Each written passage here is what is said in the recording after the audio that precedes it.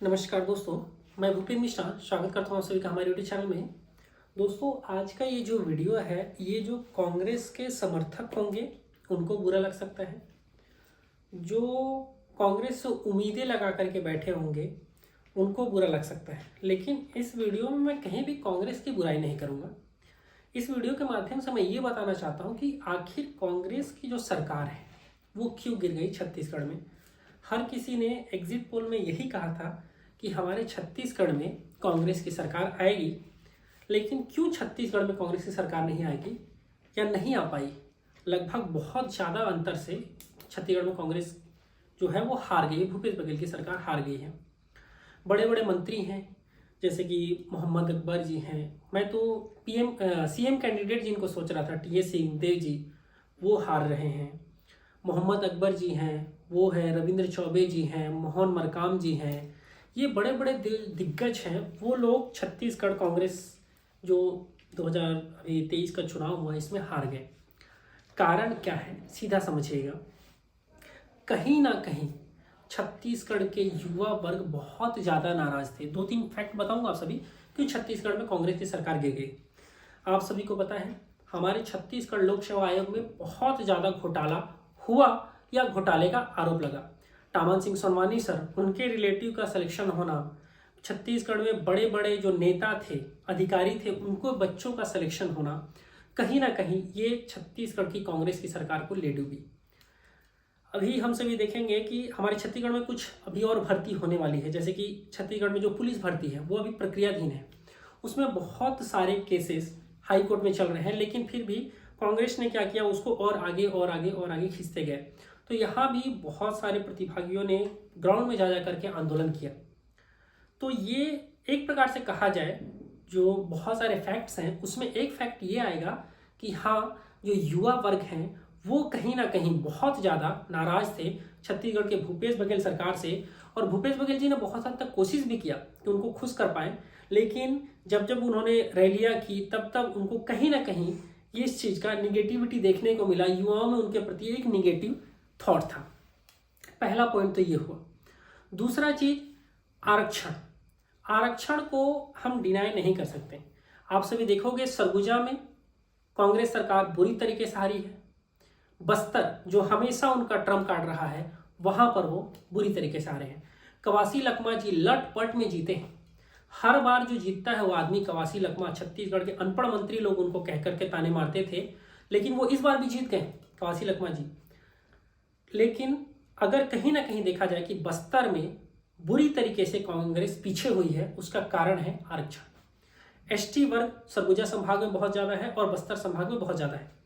जो बीच का अपना संभाग आता है वहाँ के लोग शिक्षित हैं, वहाँ के लोग जागरूक हैं, वो अलग तरीके से सोचते हैं।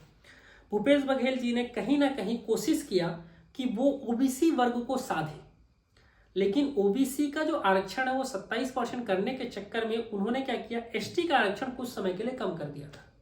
वो नहीं चाहते थे ऐसा कम करना, वो तो एक्चुअली बढ़ाना ही चाहते थे, मगर एसटी का आरक्षण कम हुआ और कहीं ना कहीं आदिवासी जो समुदाय है वो भूपेश बघेल जी से नाराज हुआ।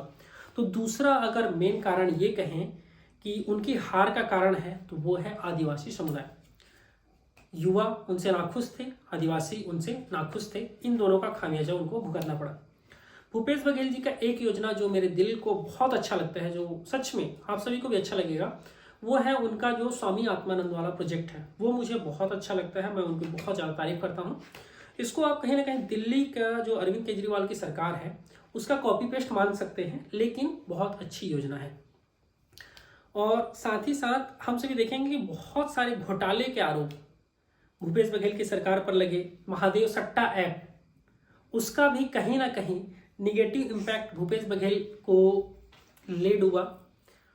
बाकी देखिए, किसान वो मेन थे, किसानों को साधने का कोशिश कर रहे थे, लेकिन हर किसी को पता है कि हर किसान के घर में एक युवा है जो नौकरी चाहता है। लेकिन छत्तीसगढ़ में जिस प्रकार सीजीपीएससी में घोटाले के आरोप लगे, टॉमन सिंह सोनवानी सर पर घोटाले के आरोप लगे, व्यापम पर घोटाले के आरोप लगे, इससे कहीं ना कहीं जो हर किसान का जो बेटा था वो दुखी था। तो ये भी एक कारण था भूपेश बघेल की सरकार के हार का, मुख्य कारण में से एक। बाकी इस वीडियो को मैं ज़्यादा लंबा नहीं खींचूंगा। इस वीडियो को आप सभी जो देख रहे हो इसके नीचे कमेंट करके बताइए कि आपको क्या लगता है किस कारण से छत्तीसगढ़ में कांग्रेस फिर से नहीं आ पाई। बहुत सारे लोग कहते थे कि छत्तीसगढ़ में कांग्रेस की सरकार फिर से आएगी। और एक चीज बता दूं, इससे किनको किनको नुकसान होने वाला है सबसे पहले ये भी जान लो भाई। क्यों हारी ये तो समझ गए, लेकिन किनको नुकसान होगा? जो सब इंस्पेक्टर भर्ती परीक्षा है, जो लोग घोटाले के थ्रू सिलेक्शन लेना चाह रहे थे उनको अब नुकसान देखने को मिलेगा। साथ ही साथ सीजीपीएससी, जिसमें बहुत सारे मतलब बस रिश्तेदार हैं और सिलेक्शन ले लिए, कुछ लोगों के नाम भी हैं जिसको हाईकोर्ट ने कहा है कि इनके ज्वाइनिंग पर रोक लगाया जाए, उनको बहुत ज़्यादा नुकसान होने वाले हैं। हमारे भारत देश के प्रधानमंत्री श्री नरेंद्र मोदी जी ने कहा था कि ये जो लोग घोटालेबाज हैं उनको मोदी छोड़ेंगे नहीं। और हाँ, एक चीज़ है, मोदी फैक्टर तो है ही, मोदी की गारंटी करके उन्होंने बहुत सारी चीज़ों को लॉन्च किया था। जो कर्नाटक में हारे थे बीजेपी, वहाँ से उन्होंने बहुत कुछ सीखा, और जो फ्री की कुछ कुछ चीज़ें उनको इन्होंने यहाँ भी अनाउंस किया था, तो उसका भी इम्पैक्ट आएगा नो डाउट। बाकी ये वीडियो यहीं तक था, और वीडियो के माध्यम से मैं यही कहना चाहता हूँ कि छत्तीसगढ़ में भूपेश बघेल की सरकार हारी है तो इसका कुछ ना कुछ कारण तो जरूर रहा होगा। मुझे जो कारण लगा वो आप सभी को बताया। और छत्तीसगढ़ में जो जो लोग सीजीपीएससी में गलत तरीके से सिलेक्शन लिए हो भाई, उनको तो दिक्कत होगा। बाकी ये वाला पीएससी मुझे जहाँ तक लगता है कि जेन्युइन तरीके से होगा, तो आप सभी अच्छे से तैयारी करो। बाकी हो सकता है कुछ लोग मेरे राय से सहमत ना हो, तो नीचे कमेंट करके बताइएगा, क्योंकि छत्तीसगढ़ में कांग्रेस तो हारी है तो कुछ ना कुछ तो कारण होगा। आपको क्या कारण लगता है नीचे कमेंट करके बताइएगा। Thank you. ठीक है ना।